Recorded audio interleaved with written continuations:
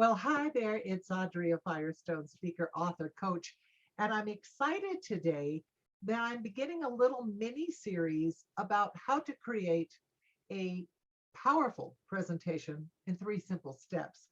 That is what I called my book, and I primarily wrote it for me because I wanted a simple skeleton on which I could hang muscle, sinew, and skin and create a presentation that was viable, that was immediately implementable. Because those of us on this planet that have something to say, let's make it as easy as possible for us. We have a lot of work to do because our words, our hearts, our thoughts are needed, very, very needed. So this is from chapter 1, know your audience. So your first step is to do some research on who are these people and what do they need.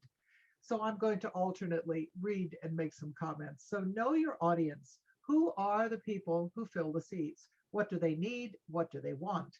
They are not interested in you or your product. Ooh, that's kind of a harsh reality, but that's the truth. That's your job. Unless you're a world famous speaker who's coming in and they're waiting to hang on every single word, then we have to find a way to make it as simple and as slender as possible so it can infiltrate the their thoughts, their capacity to use what you give them right away. That's what we need to do. So what do they need? What do they want? What are they interested in? What they are interested in is relief from the problems they have. That's always the case. It's not us. It's they've got problems and they need solutions. Let's explore some techniques to learn about your audience and how to meet their needs. The first thing you do is you ask.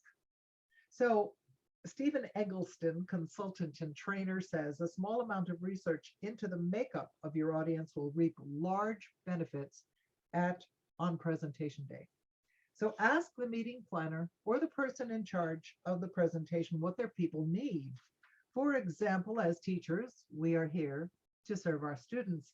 What do those students need? It is important to tailor your presentation to suit your audience and the topic.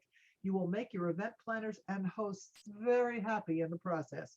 What amount of detail is required for the people in the seats to feel they have received excellent value for their investment of time and money? You're going to be very different if you're talking to teachers, if you're talking to engineers. It's a totally different presentation style.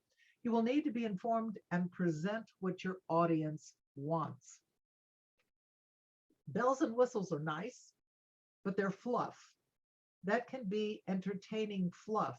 If you go, for example, to a performance on Broadway of the Phantom of the Opera, well, if all you remember is the falling chandelier, then the special effect has upstaged the performance and the performers.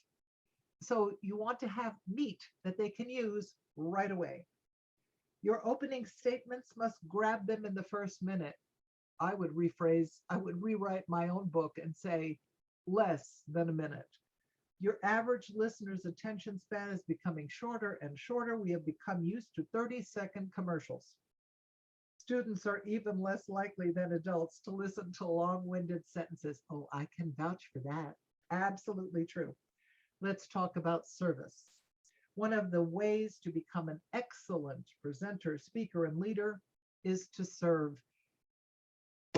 Before I even started, I picked up this book, Inspirational Leadership, Lance Secretan. This man is magical. He's ageless. He's inspiring.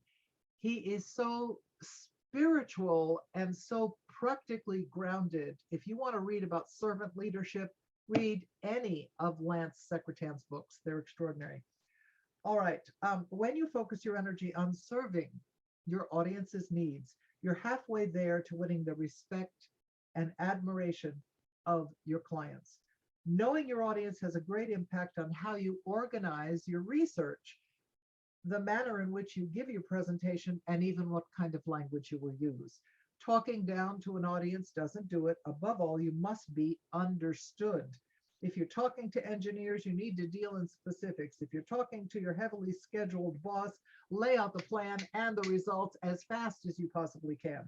The nitty-gritty details should be readily available, but not part of the presentation unless requested. Those details are your responsibility. And I might add that those details are reserved when you need them in Q&A. You need to have preparation that is at least 3 times as deep as what you need to present. You need to have background. Your research needs to be intense so that when you're presenting something, when you get to Q&A, the calmer you will be, by the way, if you do this kind of preparation, is that you have this enormous grounded foundation on which you stand of knowledge. And it will make you calm. It will astound your questioners and make you a repeat speaker. They will call you back again and again. So let's talk about, I call it listening. We're talking about listening to what your audience needs. I'm taking an excerpt here. Use social media, take a survey. Use a program like SurveyMonkey. Ask the person arranging the event, what is the single greatest problem or the top 3 problems of the people you will be speaking to?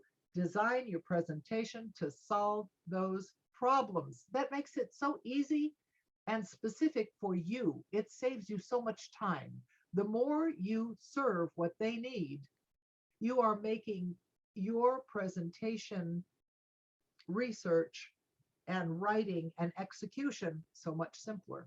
And they're going to be happier because they're getting exactly what they want. So focus on the 5 benefits. And I'm going to close with this.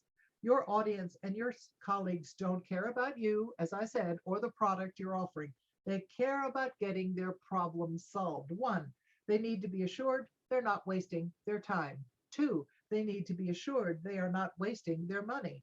3, they need to know you have the answer to their problems. 4, they need to know you are an expert who can and will solve their problems. And 5, they need to know you care about solving their problems. So there you have it. Little couple of experts. Experts? No, excerpts. It's these teeth I get in the mail. Sometimes they don't work. All right, so a couple of excerpts from chapter 1 of how to create a powerful presentation in 3 simple steps by yours truly. I hope that is a helpful little blurb to get started on how to do your research and how to focus your presentation to your audience's needs. All right, I'll see you soon. See you later, alligators. Bye.